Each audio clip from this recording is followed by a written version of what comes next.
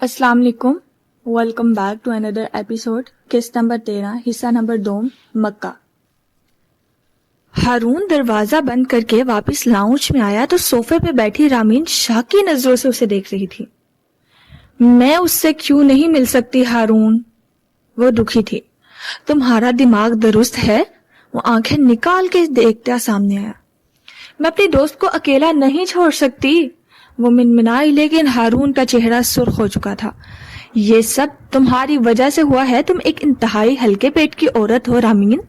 मैंने तुम्हें मना किया था कि मियाँ बीवी के मामले में मत पड़ो, लेकिन पहले तुमने उसे ज़ियाद की जॉब का बताया तो उसे शक हुआ, फिर तुम उसकी तफ्तीश में हिस्सा डालने पहुंच गई। वो उस पर गरज बरस रहा था। रामीन ने शर्मिंदगी से सर झुका दिया। उसका बंदा एक कातिल है। अगर उसे शक हो गया कि हम कुछ जानते हैं तो वो हमें मार देगा। वो उसको भी मार सकता है। रामीन ने शिकवा कना नजरें उठा के उसे देखा। ये माला का अपना मसला है, हमारा नहीं। हम सुबह होते ही कुछ दिन के लिए तबूक जा रहे हैं। मगर हारून, उसने बेबसी से उसे देखा। माला ने मुझे कभी अकेला नहीं छोड़ा। उसने हमेशा मेरा साथ दिया। अपने रेस्टोरेंट में बैठने की जगह देना और फ्री कॉफी फ्राहम करना अलग बात है रामीन। हम उसके किसी प्लान का हिस्सा नहीं बनेंगे। वो अपने साथ हमें भी मरवाएगी। ये उसे कातिल से शादी से पहले सोचना चाहिए था। सॉरी, लेकिन मैं तुम्हारी तरह जज्बाती होके अपनी फैमिली को खतरे में नहीं डाल सकता। हारून गुस्से से कमरे में दाएं बाएं टहल रहा था, बार बार माथे को छूता। उसे रामीन से सबकी तवक्का न थी। हम पुलिस को, नाम भी मत लेना पुलिस का। क्या सबूत है तुम्हारे पास कि वो बंदा कातिल है? चंद नक्शे? वो साइकोपैथ इतना पागल नहीं कि सबूत छोड़ के बैठा होगा। उल्टा हम बुहतानबाजी के केस में इतनी बुरी तरह फंसेंगे कि हद नहीं। माला ट्रॉली बैग के साथ आई थी। उसने घर छोड़ दिया होगा। वो कहाँ जाएगी? वो अकेली है इस शहर में। रामीन की आंखों में आंसू थे। उसका भाई जिंदा है ना? उसको बुलाए।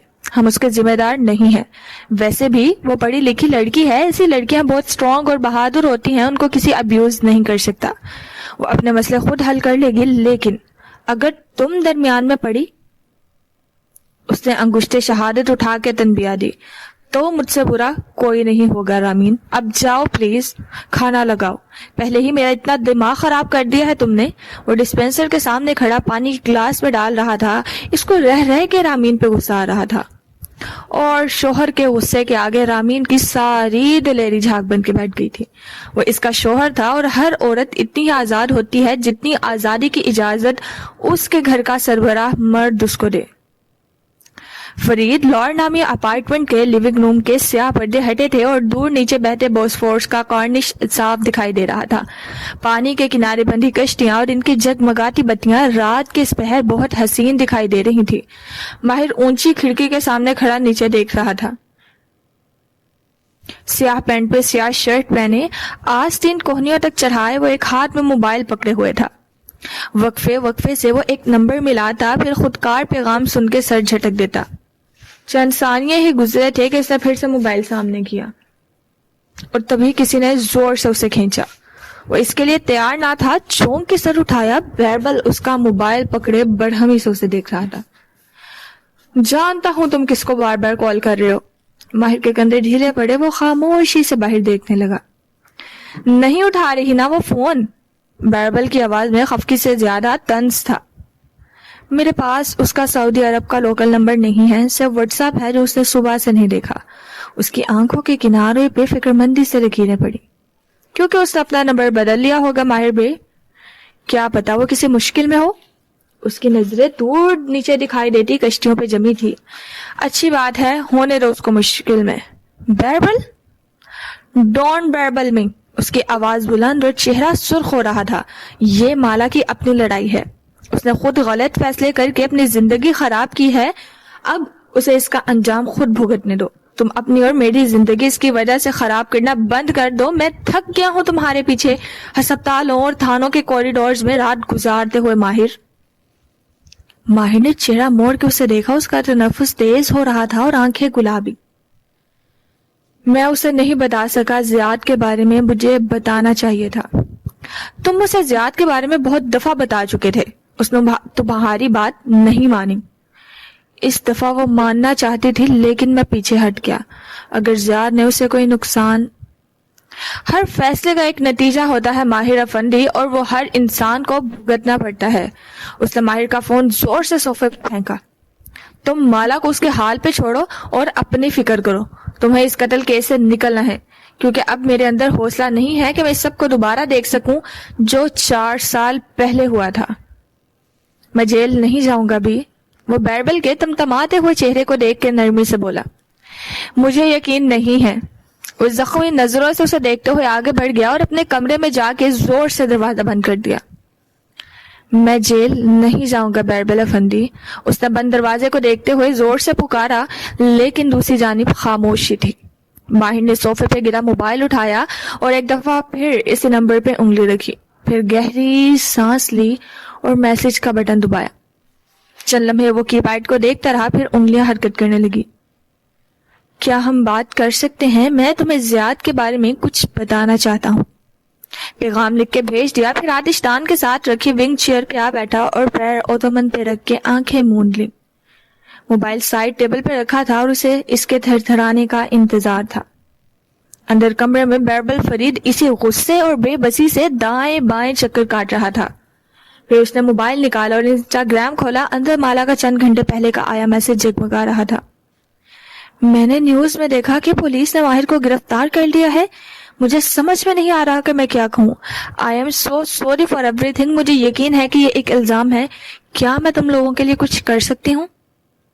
وہ اس میسج کو ان چند گھنٹوں میں کئی دفعہ پڑھ چکا تھا. اس دفعہ پڑھتے ہوئے ماتھے پہ لکیریں ابھرنے لگی. اس نے وائس میسج ریکارڈ کرنے کا بٹن دبایا.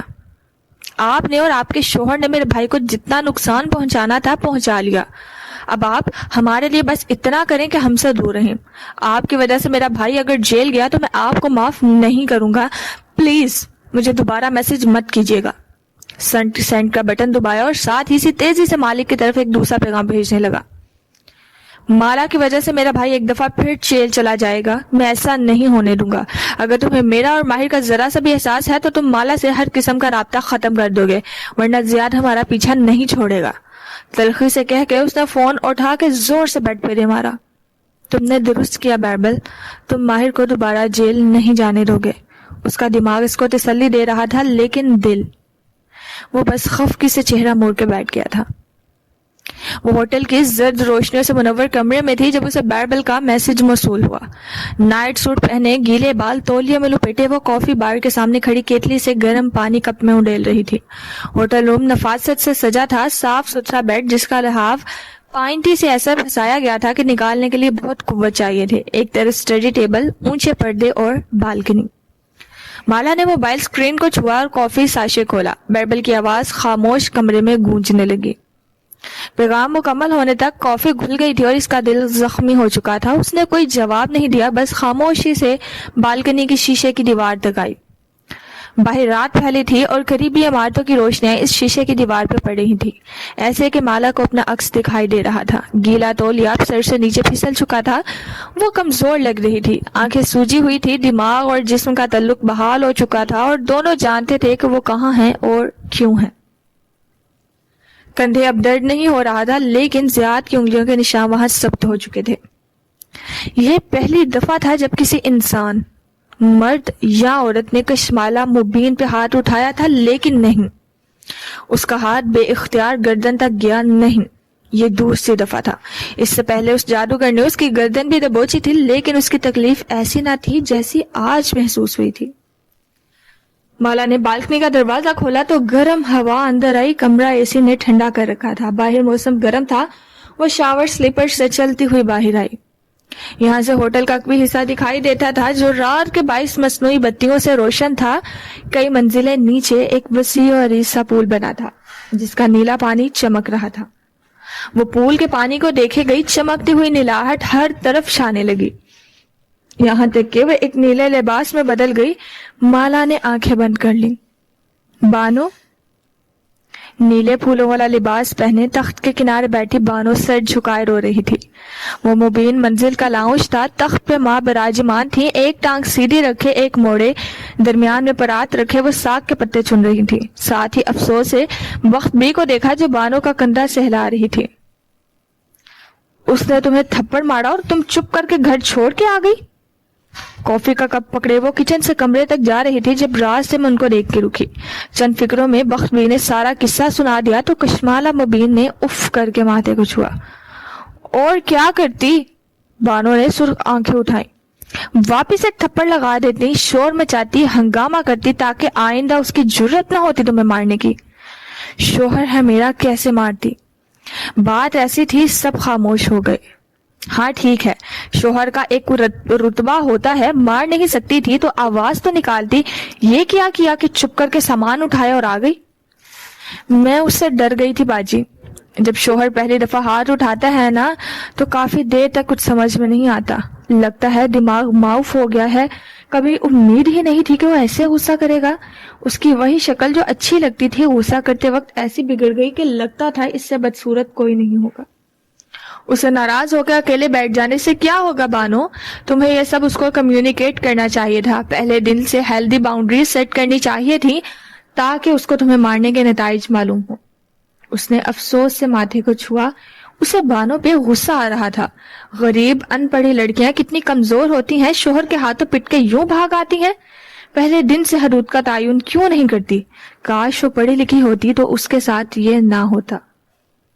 इसने ठीक किया जो इसका घर छोड़ दिया। माँ ने अपने असली अंदाज में माला को घूरा था। तशद्दुद करने वाले शोहर का पहला हरबा बीवी को तन्हा करना होता है, इसे इसके रिश्तों से काट के दूर ले जाना। ना कोई करीब हो, ना कोई उससे हिसाब मांगे। अगर ये वहां रहती तो रोज पिटती और रोज उसे माफ भी कर देती। घर छोड़ना गलत नहीं है माला।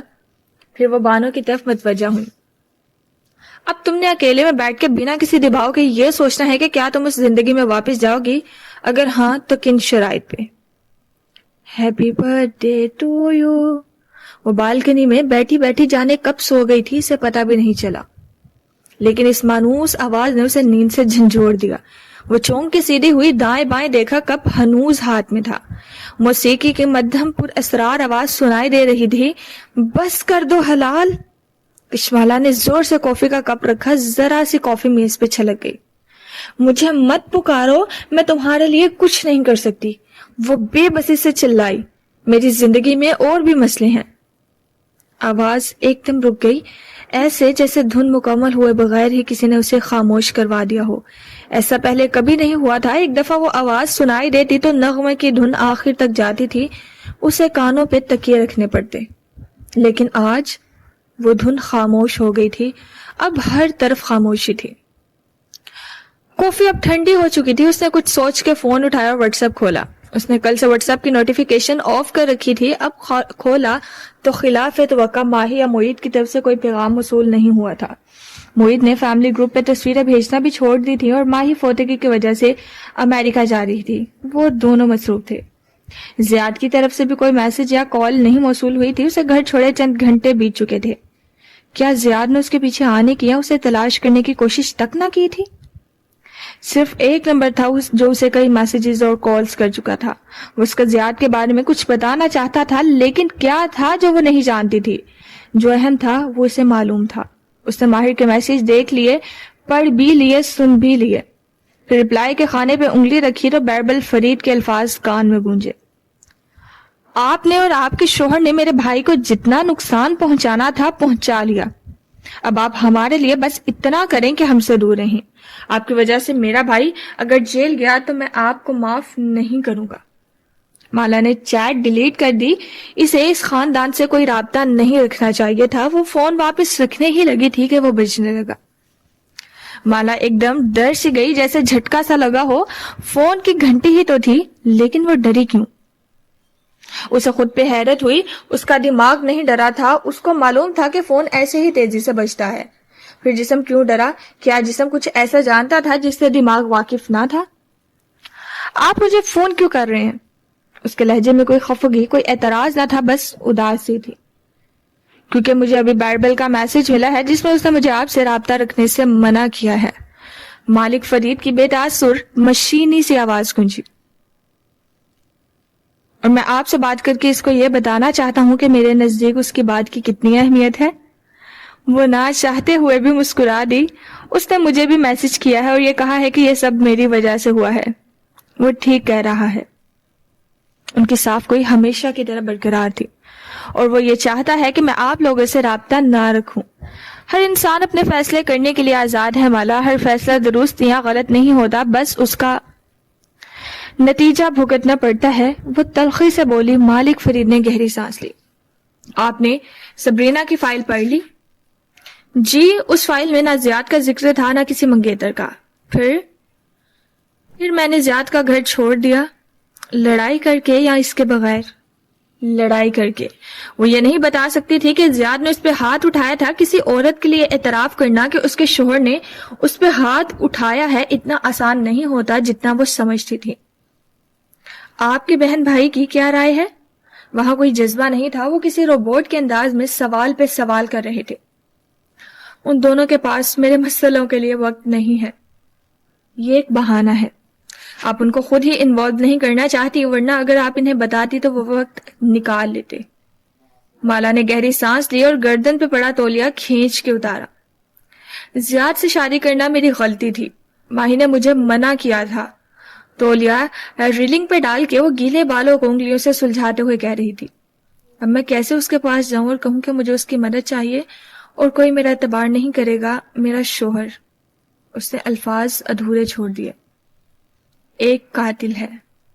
وہ جہاں تھی وہیں رک گئی۔ آپ جانتے ہیں؟ یہ ماہر کی تھیری ہے۔ کیا آپ کو اس پر یقین ہے؟ فون کان سے لگائے، اس نے اسبات میں سر ہلا دیا لیکن بولی کچھ نہیں۔ زیاد جس رات استنبول آیا تھا وہ ماہر سے ملا تھا۔ ماہر کے پاس اس ملاقات کی ویڈیو ہے۔ اس نے ماہر کے کاٹیج سے اس کے فنگر پرنٹ والی چند چیزیں اٹھا کے جائے وقوع پہ چھوڑ دی تھی۔ صاف ظاہر ہے یہ اس نے خود کیا ہے اور وہ ماہر کو پھنسا رہا ہے۔ اس کا لہجہ کسی قسم کے تفکر سے خالی تھا۔ اب اس کا کیا ہوگا؟ اس نے بے بسی سے لب کاٹے۔ ماہر کو عدالت میں خود کو بے گناہ ثابت کرنا ہوگا، سمپل۔ قتل کی صبح وہ معید کی شادی پہ تھا۔ اگر عدالت کو میری گواہی چاہیے تو میں اس کے لیے تیار ہوں۔ ماہر نے یہ قتل نہیں کیا، کہتے ہوئے سے چند منٹ پہلے اپنی بینکنگ ایپ میں موجود عدد یاد آیا۔ یہ عدد اب اتنا زیادہ نہیں رہا تھا جتنا مکہ آنے سے پہلے تھا۔ کو ورکنگ سپیس کا کرایہ، مہنگی کافیز، استنبول ٹرپ کا خرچہ، وہ نمبر ہر روز گھٹ رہا تھا۔ آپ کو گواہی دینے کی ضرورت نہیں، ماہر کو کچھ عرصہ اس کیس میں پھنسے رہنا چاہیے، اس کی انا کے لیے یہ ایک اچھا سبق ہوگا۔ مالا نے فون کان سے ہٹا کے اسے گھورا۔ آپ اس کے سگے چچا ہے نا؟ قسمت سے وہاں اطمینان تھا۔ مالا نے سر جھٹکا۔ وہ کیا سوچ رہی تھی؟ اسے بیربل کی بات یاد آئی، اسے ان لوگوں سے دور رہنا چاہیے تھا۔ ویسے بھی اس کا بینک اکاؤنٹ مزید خرچے کی اجازت نہیں دیتا تھا۔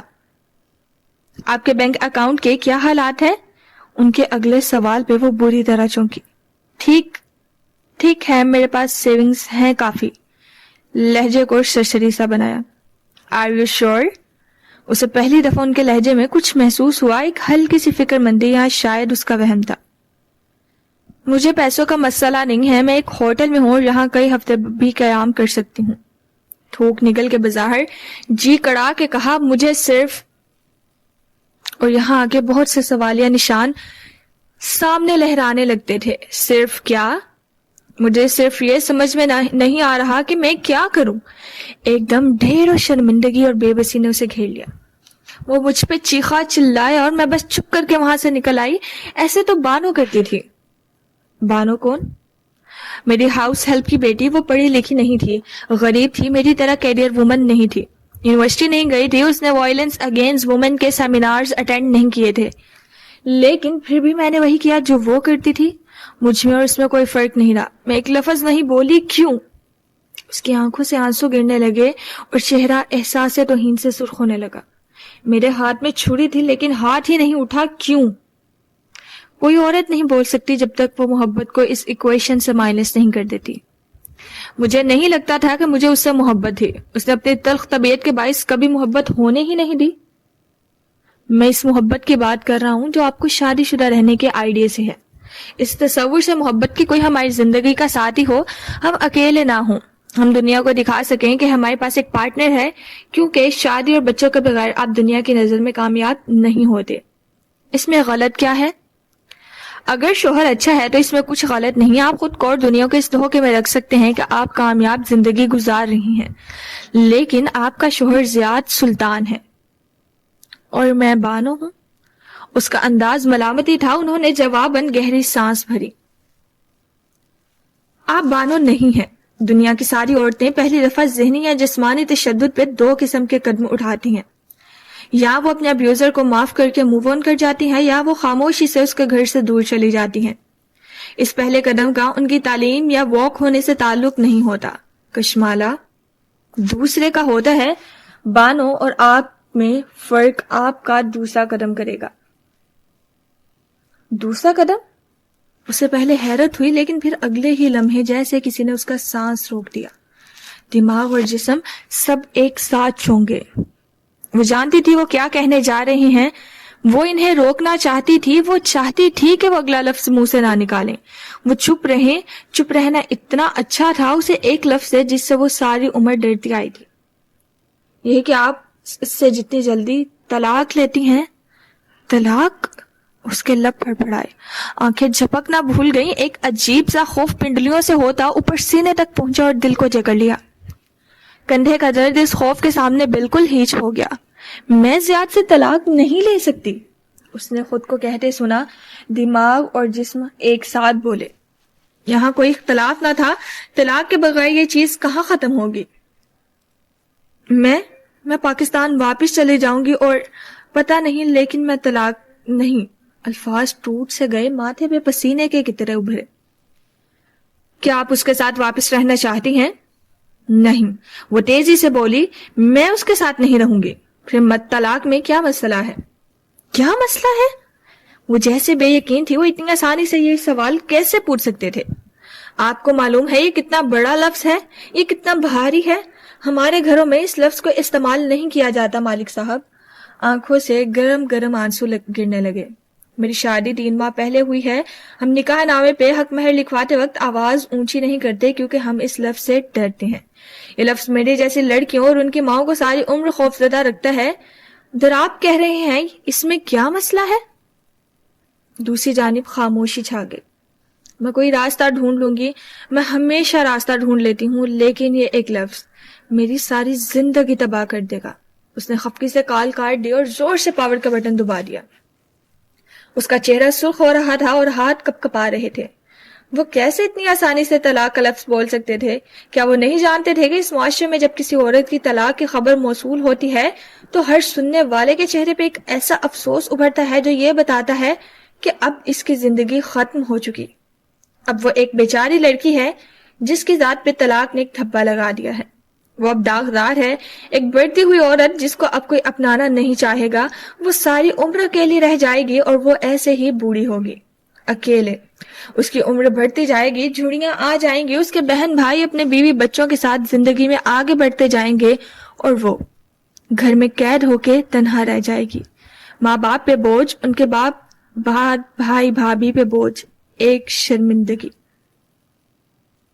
لوگ طلاق پہ کہانی نہیں پوچھتے، وجہ پوچھتے ہیں. غلطی کس کی تھی؟ کیوں طلاق ہوئی؟ کسی کی طلاق ایک مسٹری ہوتی ہے اور سب کو وجہ جاننے کی جلدی ہوتی ہے. پھر وجہ جاننے کے بعد اس عورت کی زندگی ایک تبصرہ بن جاتی ہے. گزارا کر لیتی. اتنی جلدی اتنا بڑا فیصلہ لے لیا. تھپڑ تو نہیں مارا تھا، کندھے ہی جھنجھوڑے تھے. اتنی بری بات نہ تھی. بہت سی عورتیں اس سے برے حالات میں بھی رہتی ہیں. مرد وقت گزرنے کے ساتھ ٹھیک ہو جاتے ہیں. ذرا سا صبر، تھوڑا سا کمپرومائز اور گھر بس جاتا ہے. گھر بسانے کے لیے قربانیاں تو دینی پڑتی ہیں نا. ہم سب نے بھی دی ہیں. وہ کیوں نہیں رہ سکی؟ طلاق لینے والی لڑکی کون ہوتی ہے؟ ایک ناکام لڑکی جو اپنا گھر نہیں بسا سکی. کیا فائدہ اتنی ڈگریز کا، کیریئر کی کامیابی کا، اگر وہ اپنا گھر نہیں بسا سکی؟ گھر بسانا اس معاشرے کی سب سے بڑی کامیابی تھی، اور جو عورت گھر نہ بسا سکے وہ ایک ناکام عورت ہوتی ہے. طلاق ایک ناکامی تھی اور سمجھوتا کامیابی. اس نے اپنی ساری عمر ایک کامیاب عورت بننے میں صرف کی تھی. یونیورسٹی سے اوشن کے 5 سال جو کیا کامیاب کہلائے جانے کے لیے کیا. مالک فرید کیوں نہیں سمجھ رہے تھے کہ وہ کیسے خود پہ ناکامی کا ٹھپا لگا سکتی تھی؟ وہ کیسے اپنے خاندان والوں کو یہ کہنے کا موقع دے سکتی تھی کہ حورے جہاں کی بیٹی اپنا گھر نہیں بسا سکی؟ وہ کیسے طلاق جیسے بھاری لفظ کو اپنی زندگی کو داغدار کرنے دے سکتی تھی؟ ونگ چیئر پر بیٹھے ماہر نے آنکھیں کھولی, ایک نظر خاموش رکھے فون کو دیکھا, پھر جھک کے اسے اٹھا لیا. اسکرین روشن کی تو چند نیلے ٹک اس کا منہ چھڑا رہے تھے. وہ زیاد کے بارے میں کچھ نہیں سننا چاہتی تھی, وہ اس کی بات کا جواب بھی نہیں دینا چاہتی تھی. بیربل درست کہتا تھا, اسے کشمالہ مبین کو ایک طرف رکھ کے اپنے کیس کے اوپر کام کرنا تھا.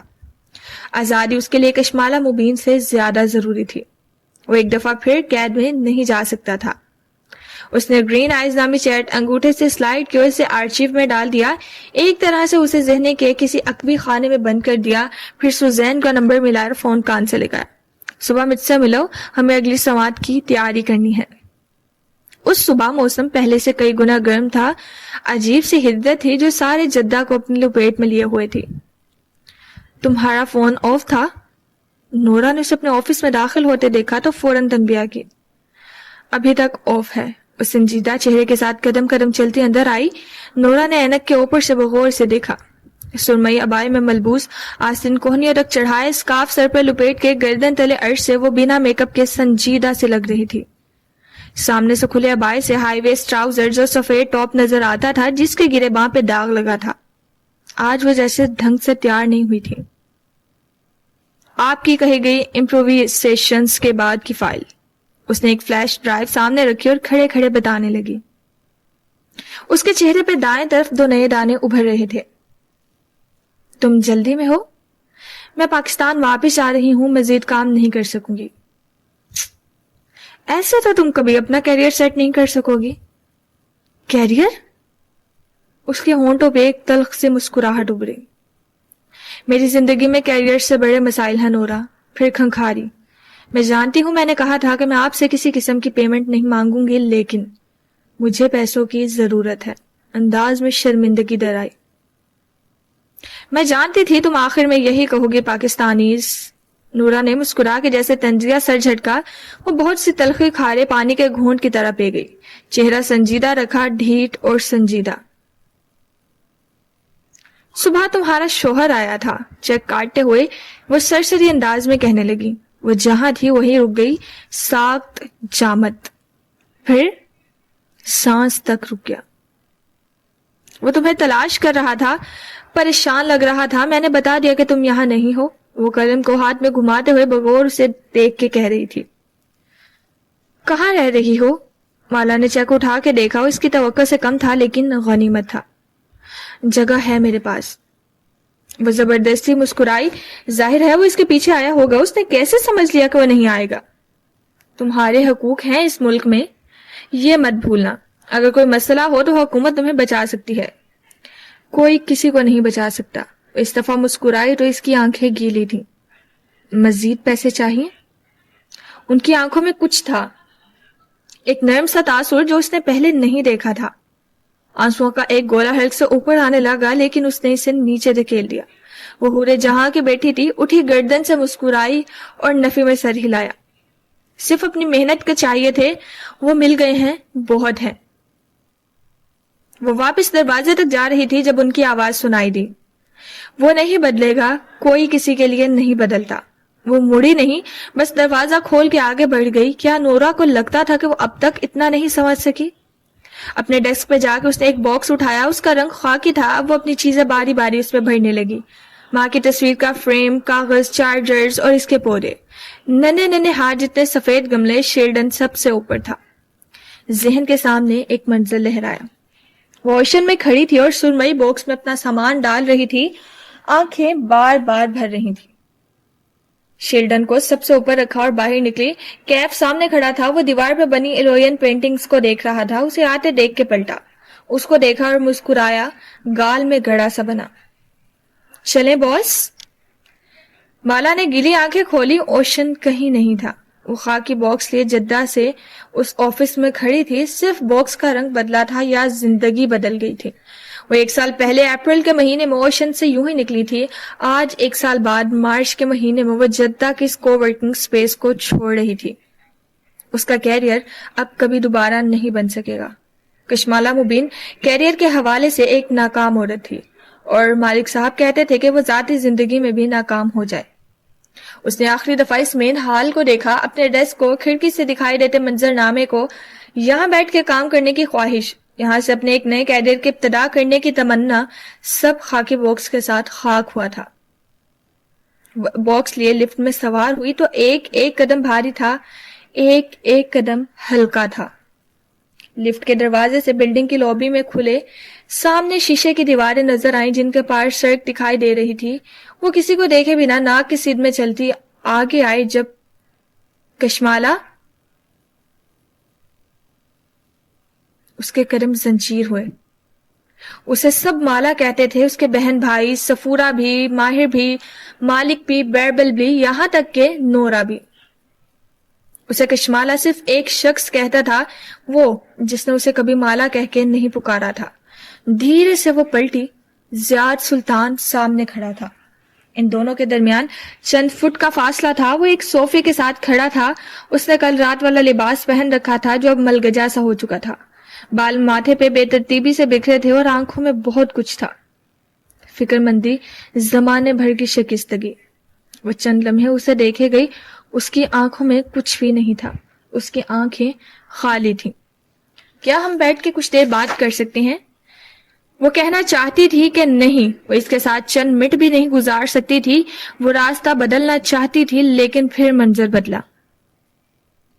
وہ سفید کامدار دوپٹہ سر پہ پہنے، انگوٹھی اور مہندے سے بھری ہاتھ سے مسکرا کے سر جھکائے ایک کاغذ پہ دستخط کر رہی تھی۔ مولوی صاحب اس سے کچھ پوچھ رہے تھے۔ شیروانی میں ملبوس زیاد ساتھ تھا، وہ مسکرا رہا تھا۔ سب نے دعا کے لیے ہاتھ اٹھائے تھے۔ وہ دعا عام دعا نہیں تھی، وہ دو انسانوں کو باندھ دیتی ہے، ایسے کہ وہ اتنے آرام سے رستے نہیں بدل سکتے۔ مالا نے کچھ کہنے کے لیے لب کھولے، منظر پھر سے بدلا۔ وہ مالدیپ کے ایک ساحل پہ چل رہے تھے، اس نے سر پہ ہیٹ پہن رکھا تھا، اسے کوئی قصہ سنا رہا تھا، وہ ہنس رہی تھی۔ ہر دفعہ قدم پیچھے کرتے وقت بہت سی یادیں سامنے آ جاتی، برے دنوں کی اچھی یادیں۔ وہ اس کا شوہر تھا، وہ ایسے راستہ نہیں بدل سکتی تھی۔ میرے پاس 10 منٹ ہیں، اس نے خود کو کہتے سنا۔ دماغ اور جسم ساتھ ساتھ تھے، دل خاموش تھا۔ وہ دونوں لابی میں رکھے صوفوں کی طرف ایک ساتھ بڑھے۔ وہ اس کے سامنے ایک صوفے پہ بیٹھی، ٹانگ پہ ٹانگ جما لی۔ وہ سامنے بیٹھا تو ٹانگ پہ ٹانگ نہیں جمائی، آگے کو ہوئے صوفے کے کنارے بے چین سا بیٹھا، ہاتھ باہم پھنسائے ملتجی نظروں سے اسے دیکھا۔ میں تمہارے لیے اتنا پریشان رہا کہ تم کہاں چلے گئی ہو، میں رات سے تمہیں ڈھونڈ رہا ہوں۔ یہ آپ کو میرے اوپر ہاتھ اٹھانے سے پہلے سوچنا چاہیے تھا زیاد۔ ایک دم ساری یادیں پیچھے چلی گئیں، جیسے کسی نے انہیں کنویں میں دھکیل کے اوپر سے بہت سا پانی گرا دیا ہو۔ اب سے اوپری بازوؤں پہ گرم سلاخوں جیسا دردر آ گیا تھا۔ Kashmala, I am sorry, I am so sorry. میں غصے میں آ گیا تھا، کیا تم وہ سب بھول سکتی ہو، ایسے جیسے کچھ ہوا ہی نہیں؟ وہ بے بسی سے کہہ رہا تھا۔ میں نے نہ کبھی تمہیں تھپڑ وغیرہ مارا ہے، نہ سو سکتا ہوں، وہ تو بس غصے میں۔ مین ہینڈلنگ کہتے ہیں اس کو زیاد۔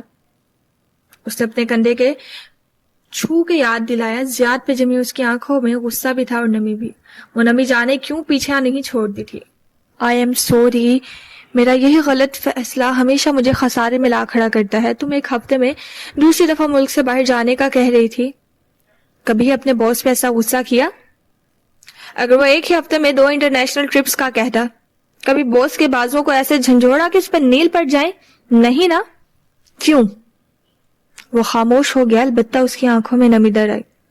میں بتاتی ہوں کیوں نہیں زیاد سلطان، کیونکہ آپ کے غصے کو بھی معلوم ہوتا ہے کہ اگر باس پہ ہاتھ اٹھایا تو وہ جواباً مار مار کے لہو لہان کر دے گا۔ وہ مرد ہے، آپ کا رزق اس سے بندھا ہوا ہے، اس لیے اس کے سامنے آپ کو اپنا غصہ دبانا پڑتا ہے، لیکن بیوی پہ ہاتھ اٹھایا جا سکتا ہے کیونکہ وہ جواب نہیں دے سکتی، چاہے وہ حور جہاں کی بیٹی ہو یا بخت بی کی، وہ ڈر جاتی ہے۔ تیز تیز بولتے اس کا سانس پھولنے لگا۔ آئی ایم سوری، میں وعدہ کرتا ہوں یہ آئندہ نہیں ہوگا، مجھے خود احساس ہے کہ یہ بہت غلط ہوا۔ آئندہ؟ وہ گہرے گہرے سانس لیتے اسے دیکھتی رہی۔ ابھی آئندہ بھی آنا تھا؟ پلیز میرے ساتھ گھر چلو، تم جیسے کہو گے ہم ویسے کریں گے، ہم پاکستان چلے جائیں گے یا جہاں تم کہو۔ سمجھو وہ سب ہوا ہی نہیں۔ وہ آگے کو ہو کے بیٹھا، منت بھرے انداز میں کہہ رہا تھا۔ وہ ایک لمحے کے لیے گنگ ہو گئی، سمجھ میں نہیں آیا کہ وہ کیا کہے۔ وہ زیاد سے لڑنے، اس پہ چلانے کے لیے تیار تھی، لیکن وہ اس کی منت کے لیے تیار نہیں تھی، اس کے معافی مانگنے کے لیے تیار نہیں تھی۔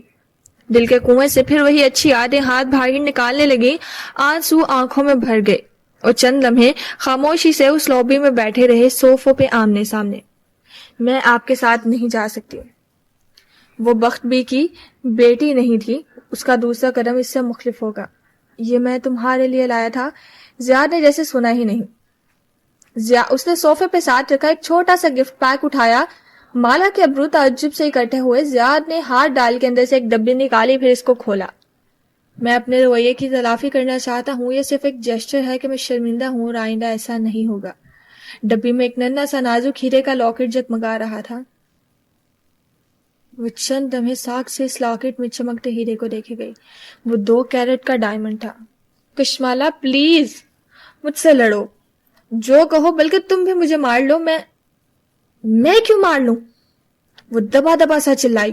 مجھے ایسے بڑا نہیں کیا گیا زیاد. اس کا چہرہ سرخ ہو گیا.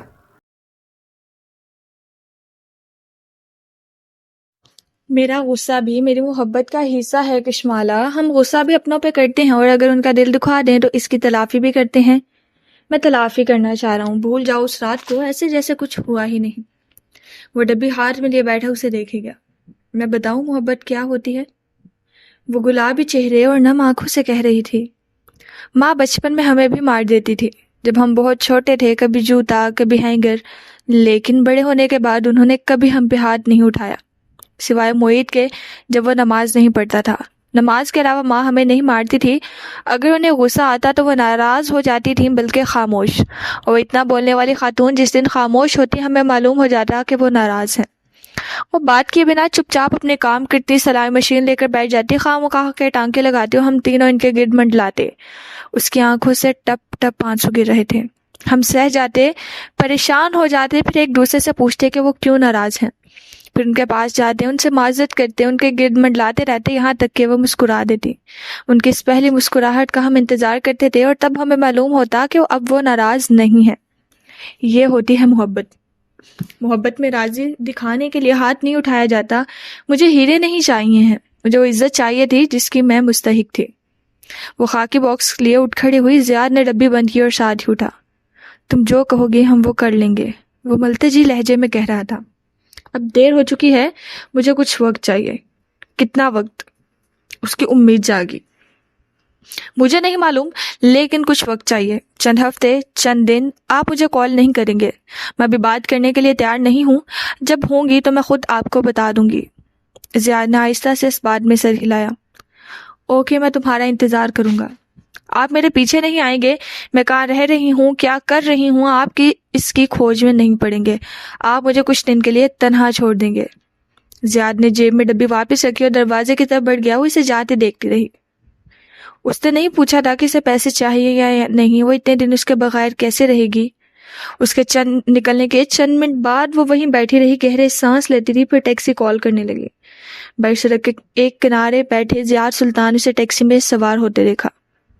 پھر گلاسز آنکھوں پہ چڑھا لیے, کاش کی ٹیکسی کے پیچھے لگا دی. درمیان میں ایک محتاط سا فاصلہ برقرار تھا. ٹیکسی ایک ہوٹل کے سامنے رکی تو زیاد نے چند گز دور اپنی کار روک لی. وہ خاموشی سے اسے ٹیکسی سے نکلتے دیکھے گیا. وہ باکس لیے اندر جا رہی تھی, اس کا بایا ہوا سے پیچھے کو اڑ رہا تھا. زیاد نے سیاہ مخملی ڈبی اٹھائی اور اسے کھولا. اندر جگمگاتے ہیرے کی چمک دوپہر کی روشنی میں آنکھوں کو خیرہ کر رہی تھی. اس چمک میں ایک دم سارے منظر دھندلا سے گئے. چمکیلی دھند چھٹی تو ایک نیم تاریک سا لیونگ روم تھا جہاں صوفوں پہ کپڑے چڑھے تھے. مرکزی صوفے پہ ایک گورا چٹا دراز کر آدمی بیٹھا تھا. سامنے ایک کم عمر سانولے رنگ کا لڑکا تھا. اس نے کپکپاتے ہاتھوں سے ایک رپورٹ کارڈ پکڑ رکھا تھا.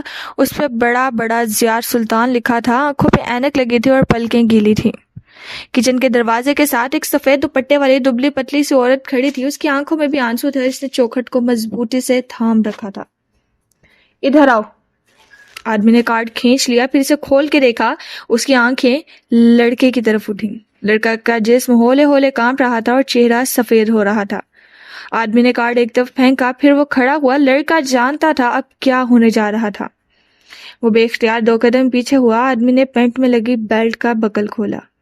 لڑکے کی رنگت اب نچڑ چکی تھی. وہ 1 قدم مزید پیچھے ہوا. ان کے ہاتھ نے بیلٹ پوری کھینچ لی, پھر اسے اشارہ کیا. لڑکے نے پلٹ کے ماں کو دیکھا، وہ خاموش کھڑی تھی، آنکھوں سے آنسو بہہ رہے تھے۔ لڑکے کے قدم خود بخود ایک دروازے کی طرف اٹھنے لگے، وہ اس کمرے میں چلا گیا اور آدمی بیلٹ لیے اس کے پیچھے داخل ہوا، پھر اس نے دروازہ بند کر دیا۔ اب وہ عورت بھیگی آنکھوں سے بند دروازے کو دیکھ رہی تھی۔ منظر بدلا، وہی لیونگ روم تھا، لیکن رات کھڑکیوں کے پردے کے پیچھے اتری دکھائی دیتی تھی۔ عورت نے اس کمرے کا دروازہ کھولا، کم عمر لڑکا تنہا بیڈ پہ بیٹھا سر جھکائے ہوئے تھا، آہٹ پہ چہرہ اٹھایا، ایک آنکھ کے ساتھ نیل تھا، بازوؤں پہ بیلٹ کے نشان تھے اور بہت سے آنسو آنکھ میں اٹکے تھے۔ باہر آ جاؤ، تمہارے ابو آفس سے آگے ہیں، وہ تمہارا فیوریٹ فرائیڈ چکن لائے ہیں، وہ کھانے پہ تمہارا انتظار کر رہے ہیں، وہ پیار سے اس کے بال سہلاتی کہہ رہی تھی۔ اس نے شکوہ کناں نظروں سے عورت کو دیکھا، ان کو احساس ہے کہ انہوں نے غلط کیا، وہ اسی لیے چکن لائے ہیں، وہ آپ سے بہت محبت کرتے ہیں بیٹا، یہ ان کی محبت ہی ہے، غصہ بھی محبت کا حصہ ہوتا ہے، اب باہر آ جاؤ، جو ہوا اسے بھول جاؤ جیسے وہ ہوا ہی نہیں۔ آنسو اس کے چہرے پہ لڑکتے گئے، لیکن اس نے اس بات میں سر ہلا دیا، پھر وہ کھڑا ہو گیا اور ماں کا ہاتھ پکڑ لیا، زبردستی چہرے پہ ایک مسکراہٹ سجائی اور ان کے ساتھ چلتا باہر آیا۔ اب وہ ڈائننگ ٹیبل پہ بیٹھے تھے، وہ مسکرا رہے تھے جیسے کچھ ہوا ہی نہ ہو۔ ضیاء سلطان ڈرائیونگ سیٹ پہ بیٹھا زخمی نظروں سے اس جگمگاتے ہوئے ہیرے کو دیکھ رہا تھا۔ وہ اس کی پسندیدہ شے لایا تھا، ہیرا، 2 کیرٹ کا ہیرا۔ یہ ہیرا کافی کیوں نہیں تھا کشمالہ مبین کو یہ محسوس کروانے کے لیے جیسے کچھ ہوا ہی نہ ہو۔ فرید لار نامی اپارٹمنٹ کا دروازہ کھول کے بیربل فرید اندر داخل ہوا تو پہلی نظر جوتوں کے ریک پہ پڑی۔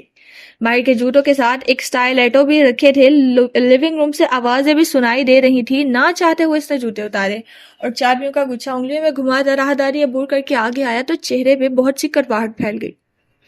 سوزی ایک صوفے کے ہتھ پہ ایسے بیٹھی تھی کہ ٹانگ پہ ٹانگ جما رکھی تھی، ہاتھ میں کاغذوں کا ایک پلندہ تھا، سامنے ماہر کھڑکی کے ساتھ کھڑا تھا، دیوار سے ٹیک لگائے، بازو سینے پہ لپیٹے، پیروں کی کینچی بنائے وہ ٹراؤزرز اور ٹی شرٹ میں ملبوس تھا۔ شیو بڑی ہوئی تھی، یقیناً وہ آفس نہیں گیا تھا۔ وقوعے کی صبح آپ؟ سوزی ماہر کو دیکھ کے کچھ پوچھ رہی تھی، ماتھے پہ کٹے بینگز اور بکیا بالوں کی چھوٹی سی اونچی پونی بنائی اس کے چہرے پہ سنجیدگی تھی۔ مجھے یاد کرواؤ کہ تم کون ہو؟ بیربل فرید چنگم چباتا ہوا سامنے آیا، اسے دیکھ کے جیسے سوچنے لگے۔ او ہاں، ماتھے کو ہاتھ مارا۔ تم وہ ہے نا جس نے دھوکے سے خود کو ماہر کے وکیل ظاہر کر کے مجھے تھانے سے بھیج دیا تھا؟ نہیں بیربل، میں وہ ہوں جس نے تمہیں چند فکروں میں ایسا کنونس کیا تھا کہ تم اپنے سگے بھائی کو تھانے میں چھوڑ کے چلے آئے تھے۔ سوزی نے افسوس سے پلکیں جھپکائیں۔ بیربل کا چہرہ سرخ ہوا، پہلے بے بسی سے ماہر کو دیکھا جو موبائل کی طرف متوجہ تھا اور پھر اسے۔ سنو، میرے ساتھ گیمز نہ کھیلو، میں یہ تب سے کھیل رہا ہوں جب سے خود کو رکھا، جب سے۔ سوزی مسکرائی اور اس کی مسکراہٹ بیربل کو تپانے کے لیے کافی تھی۔ سین پورٹاکل دا ویٹامنکن، چبا کے بولا، جب تم ایک مالٹے کا وائٹامن تھی، ایک ترکش محاورہ جس کا معنی ہے جب تم پیدا بھی نہیں ہوئی تھی۔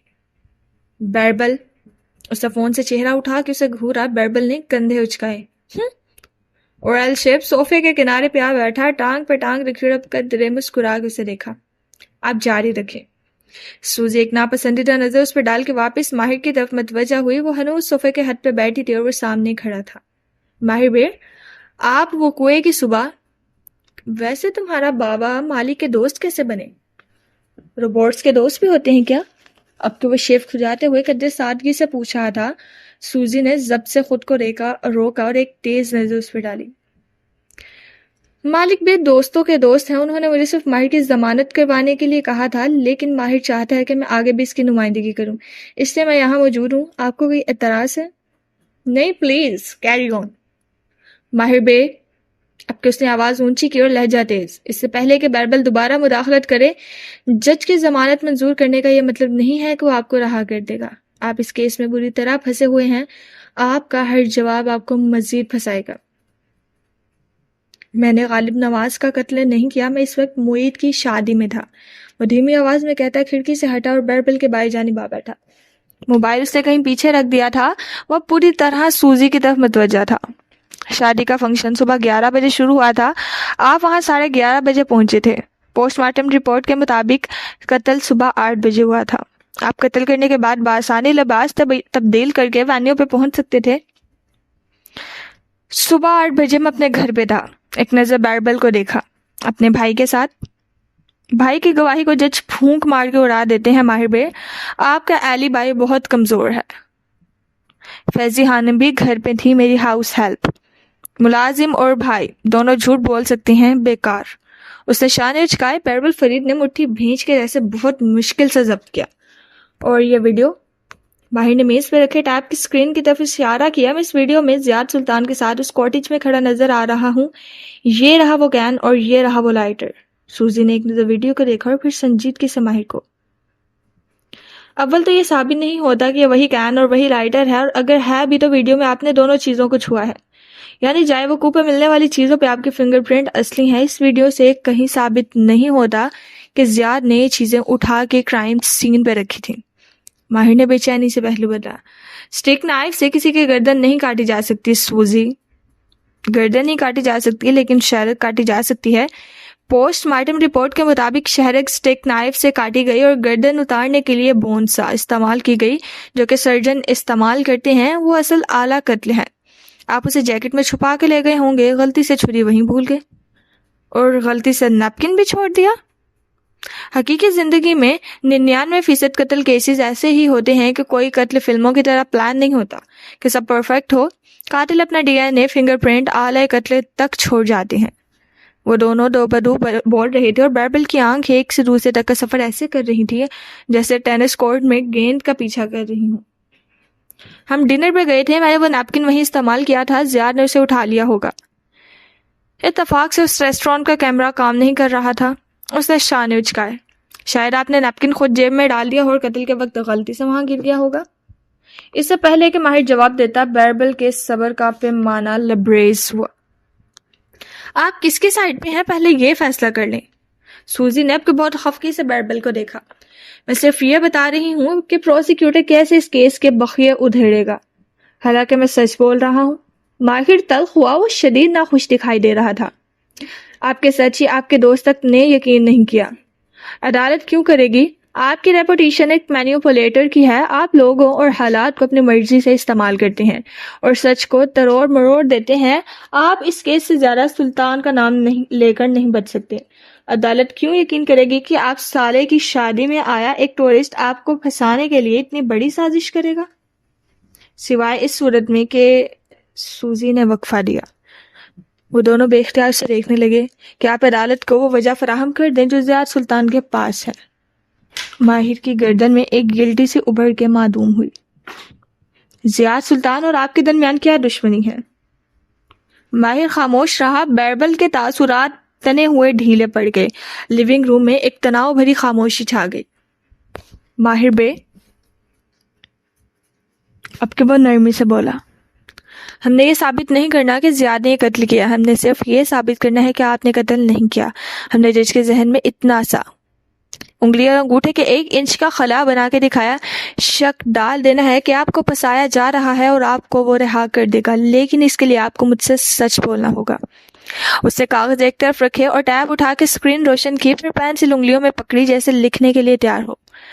مجھے جج کے سامنے زیاد سلطان کا ایک ایسا امیج پینٹ کرنا ہے جس سے اس کو خود یقین آ جائے کہ وہ ایسی سازش کر سکتا ہے۔ وہ اسکرین پہ کچھ لکھتے ہوئے پوچھ رہی تھی، آپ زیاد سلطان کے بارے میں کیا جانتے ہیں؟ سب سے پہلے تو وہ ہینڈسم نہیں ہے۔ بیربل سے رہا نہیں گیا۔ بیربل، ماہر نے گھور کے اسے دیکھا، اس نے دونوں ہاتھ اٹھا دیے۔ تمام سوری۔ ماہر واپس اس کی طرف متوجہ ہوا، بہت سے الفاظ جوڑے۔ زیاد اور میری دشمنی کافی پرانی ہے۔ وجہ؟ اس کی آنکھوں میں دیکھ رہی تھی۔ ماہر نے تھوک نکلا، مجھے شک ہے کہ اس نے میری بہن کو اغوا کیا ہے۔ لیکن آپ کی بہن تو مر چکی ہے، آپ نے اس کے میموریل ڈنر پہ خود اعلان کیا تھا۔ پروسیکیوٹر وہ ٹویٹ دکھا کہ آپ کی اس وجہ کے 1 منٹ میں ہوا اڑا دے گا۔ ماہر فرید نے بے اختیار ماتھے کو چھوا، ماضی کے بہت سے جھوٹ اس کو گھیر چکے تھے۔ میں تصحیح کرتا ہوں۔ کھنکھار کے پھر سے الفاظ جوڑے، مجھے شک ہے کہ اس نے میری بہن کو مروایا ہے۔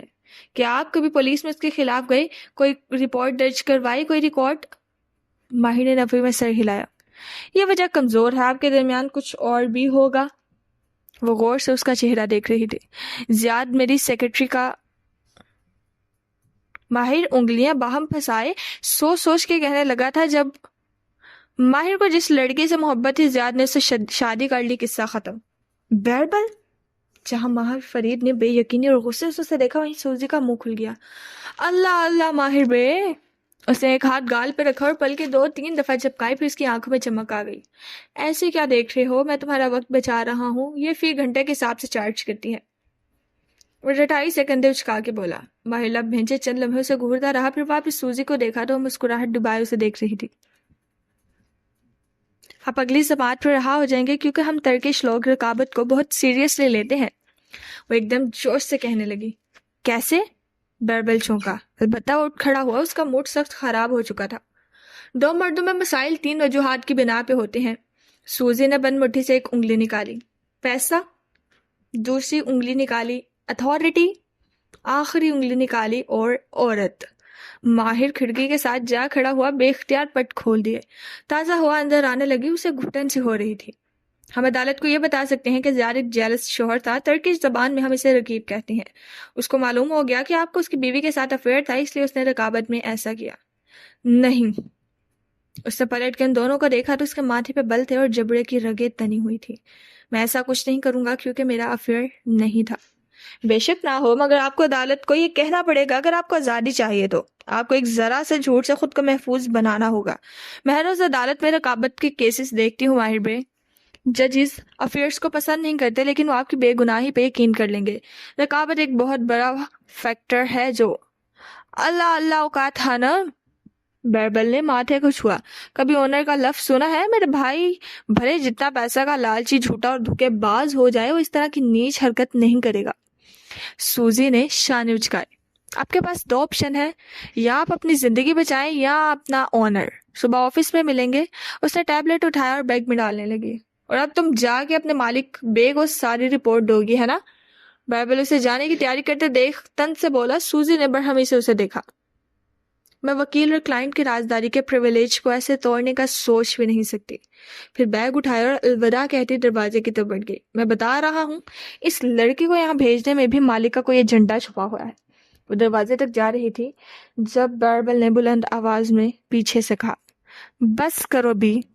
وہ بیزار ہو گیا تھا, موبائل اٹھایا اور پھر بے دلی سے واپس پھینک دیا. بیربل نے غور سے اس کی حرکت دیکھی.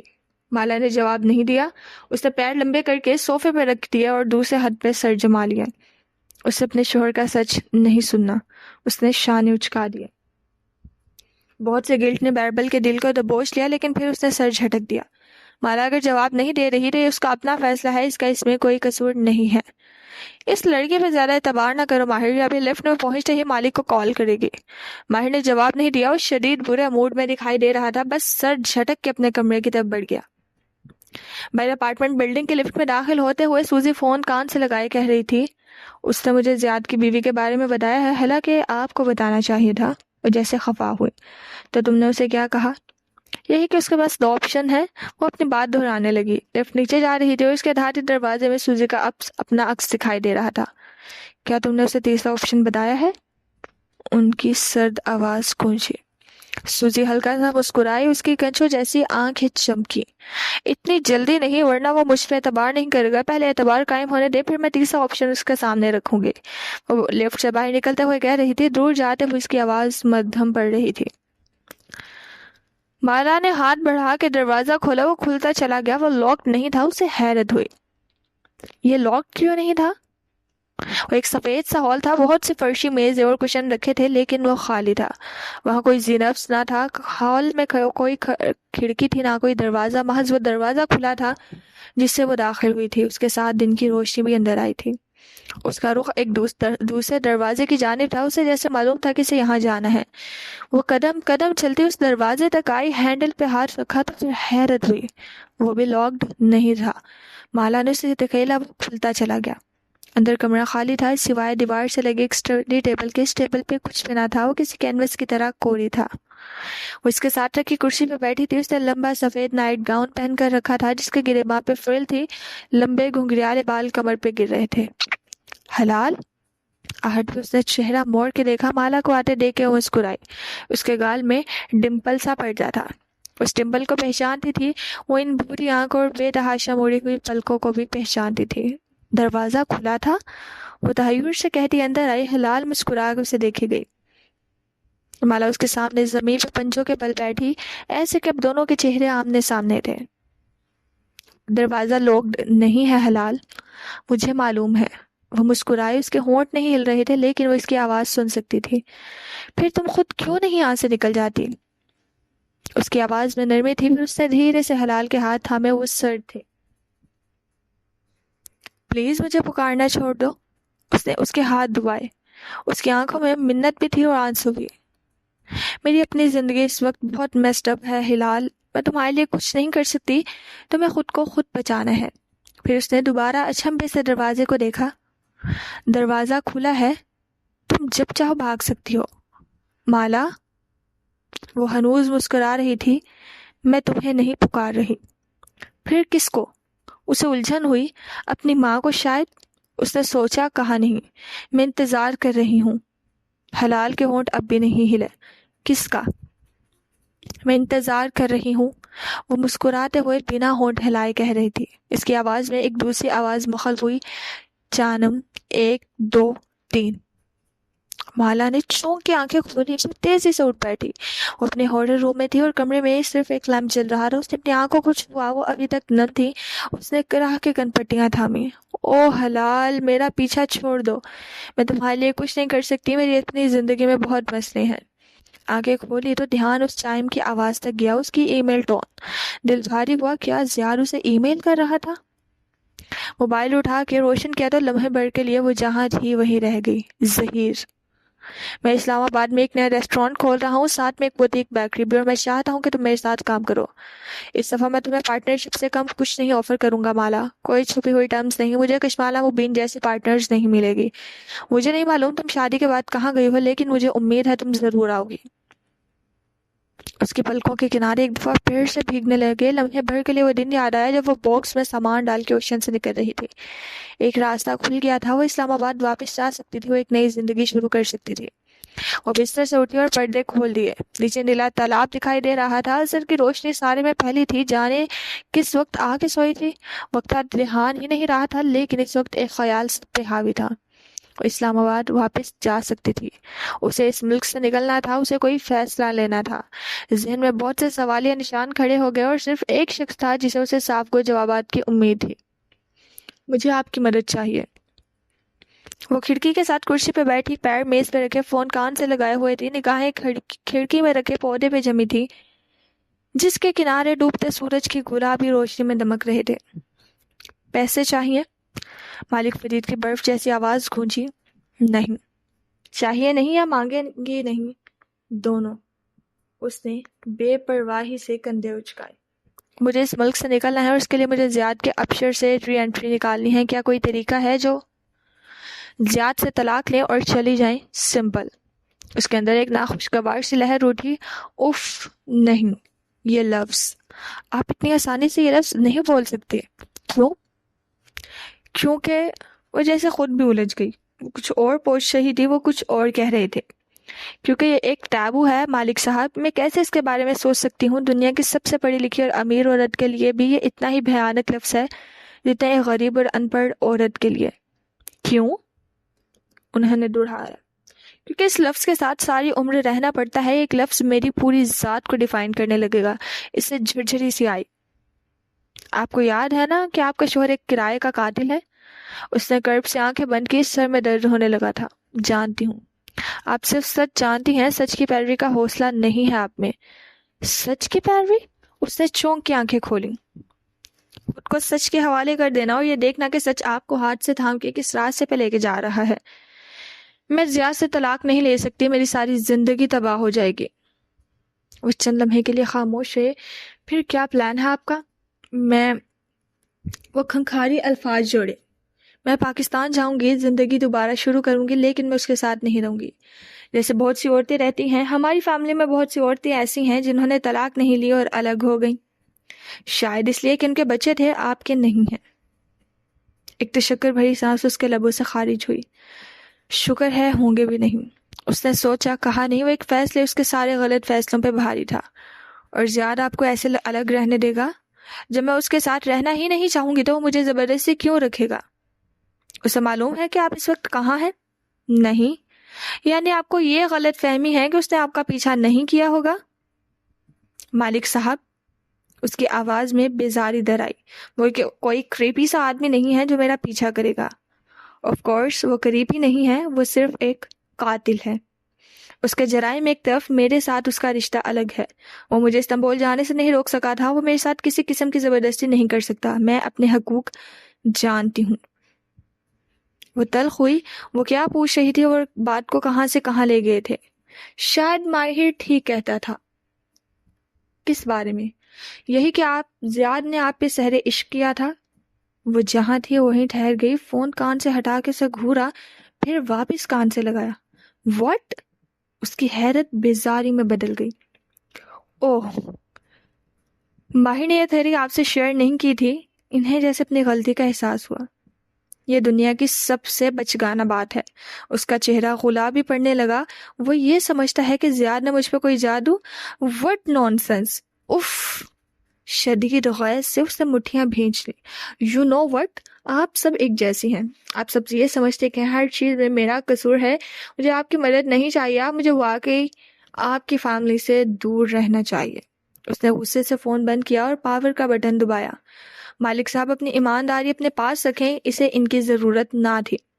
ڈوبتے سورج کو دیکھتے ہوئے وہ گہرے گہرے سانس لینے لگی۔ اسے فیملی ڈنر یاد آیا۔